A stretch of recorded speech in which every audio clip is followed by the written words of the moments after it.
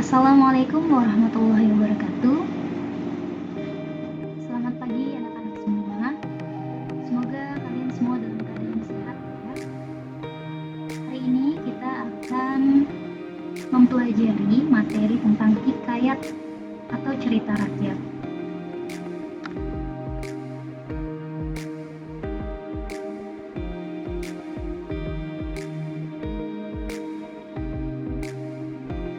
Apa sih yang dimaksud dengan hikayat? Pertama kita akan memahami konsep dan pengertian dari hikayat. Hikayat termasuk bentuk prosa lama yang dulu banyak ditemukan dalam bahasa Melayu yang berisi cerita sekaligus dongeng atau kisah tentang ketakjuban, keajaiban, maupun kehebatan seseorang atau tokoh utamanya. Hikayat termasuk ke dalam cerita rakyat. Cerita rakyat merupakan cerita yang tersebar di masyarakat yang diwariskan secara turun-temurun. Artinya diwariskan secara turun-temurun adalah kisah dari cerita rakyat ini diingat dari zaman nenek moyang, kemudian diceritakan kembali ke cucunya, cicitnya, hingga sekarang. Itu yang dimaksudkan dengan diwariskan secara turun-temurun. Selanjutnya, jenis cerita rakyat. Yang pertama itu ada hikayat. Hikayat mengisahkan kehidupan keluarga istana, bangsawan, atau orang terkenal. Contohnya, hikayat Malin Kundang, kemudian fabel.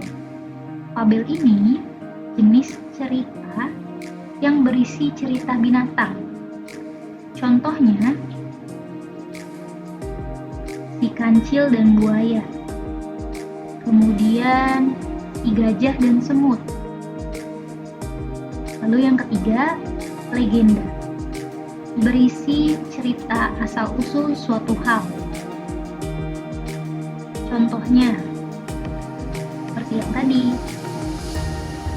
legenda Sangkuriang, itu kan asal mula terbentuknya tangkupan perahu. Kemudian, yang keempat, mite. Berisi cerita kehidupan dewa-dewi. Mungkin yang kita ketahui ini contohnya Jaka Tarub dan 7 Bidadari. Selanjutnya, konsep dari pengertian hikayat.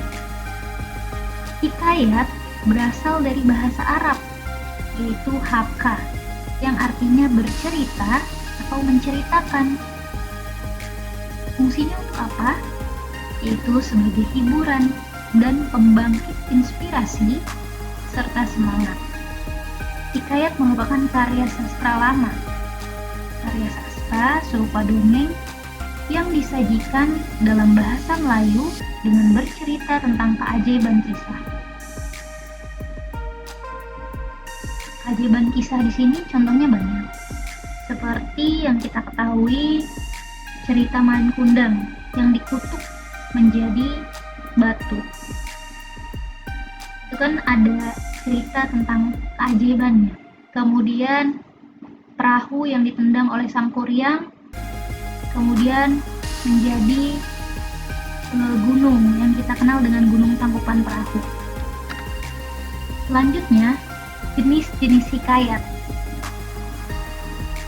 Berdasarkan isinya, hikayat terdiri dari cerita rakyat, epos India, cerita dari Jawa, cerita-cerita Islam, sejarah, dan biografi. Kemudian berdasarkan asalnya, yang pertama Melayu asli. Contohnya hikayat Hang Tuah, hikayat Si Miskin, hikayat Malin Kundang. Kemudian kalau dari Jawa, contohnya hikayat Panji Semirang, hikayat Cekeloneng Pati. Selanjutnya, hikayat dari Hindia. Contohnya, hikayat Krishna, itu yang biasa ada di TV. Mungkin semasa kecil kita sudah menonton atau ada yang pernah menonton. Kemudian hikayat Sri Rama, hikayat Perang Pandawa, kemudian hikayat Arab atau Persia. Contohnya, hikayat Abu Nawas, hikayat 1001 Malam. Lanjut, ada karakteristik teks hikayat. Yang pertama, teks hikayat dikarang atau pengarang yang menceritakan teks hikayat tidak diketahui. Lalu yang kedua, mengandung cerita yang mustahil atau tidak logis. Seperti yang tadi kan, kok bisa ya si Malin Kundang itu dikutuk jadi batu. Terus ada juga kisah yang sudah meninggal kemudian dapat dibangkitkan kembali. Terus contohnya lagi hikayat Candi Borobudur, ya kan? Katanya itu dibangun oleh bantuan jin sehingga bisa terbentuklah 1000 candi dalam satu malam. Lalu yang ketiga, menceritakan tokoh yang memiliki kesaktian. Yang keempat, bersifat istana sentris. Maksudnya latar cerita itu dari istana atau dari keluarga kerajaan. Kemudian yang kelima, menggunakan bahasa Melayu klasik atau arkais atau klise. Contohnya pada zaman dahulu kala, seperti itu. Kemudian yang keenam, memiliki nilai kehidupan. Dalam teks hikayat ini memiliki nilai kehidupan yang masih relevan dengan nilai kehidupan sekarang.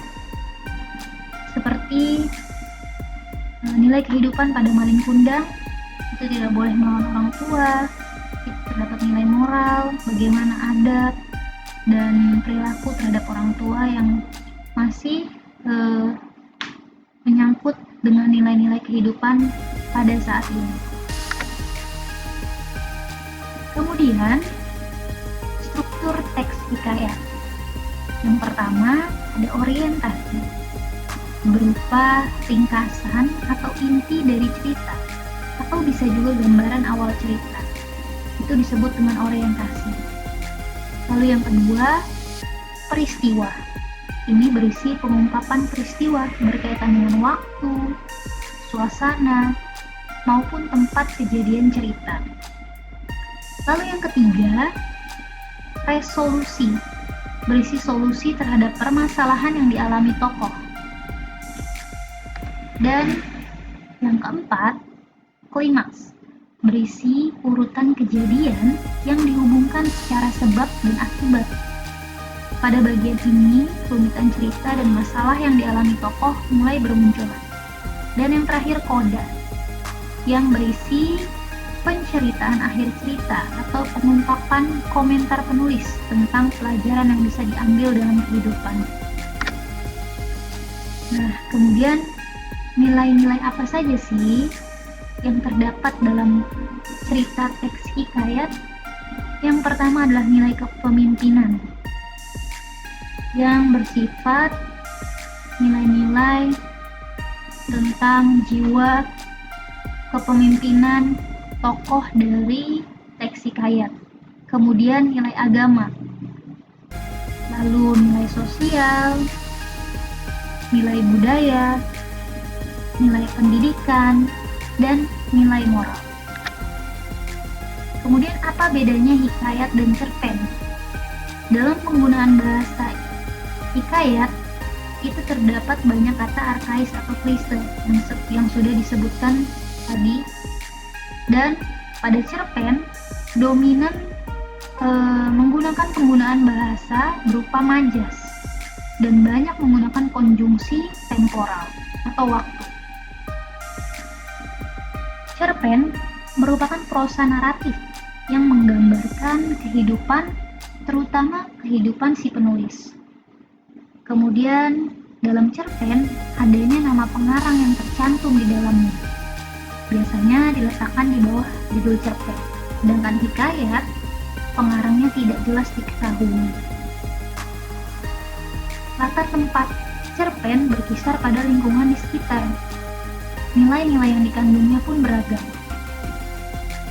Kisah yang diceritakan lebih variatif, bisa berkisah tentang kebaikan melawan kejahatan, berkisah tentang keresahan seorang manusia, dan lain sebagainya. Dan cerpen merupakan karya sastra modern, sedangkan hikayat merupakan karya sastra bentuk lama. Bagaimana cara menulis teks hikayat? Hikayat bukan teks yang bisa dikarang oleh kita pada zaman sekarang. Yang bisa kita lakukan saat ini adalah menceritakan kembali hikayat yang dibaca menurut pemahaman kita pribadi. Langkah menulis cerita rakyat. Yang pertama, ide cerita. Kita menentukan cerita yang akan diceritakan kembali. Bisa memilih cerita yang penuturnya dekat kita. Contohnya, kisah Tanah Jawa, atau kisah-kisah yang dari latar atau background diri kita sendiri. Kemudian observasi, mencari narasumber yang mengetahui cerita dan mewawancarainya. Misalnya kita ingin tahu bagaimana pembuatan atau hikayat kota Jakarta atau kota Betawi. Kemudian kita bisa mencari narasumber yang mengetahui cerita tersebut.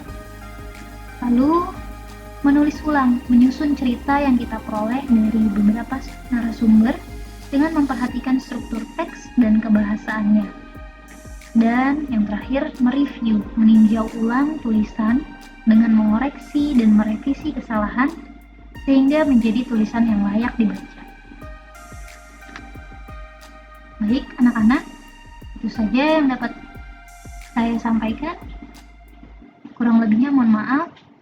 Semangat belajarnya ya. Assalamualaikum warahmatullahi wabarakatuh.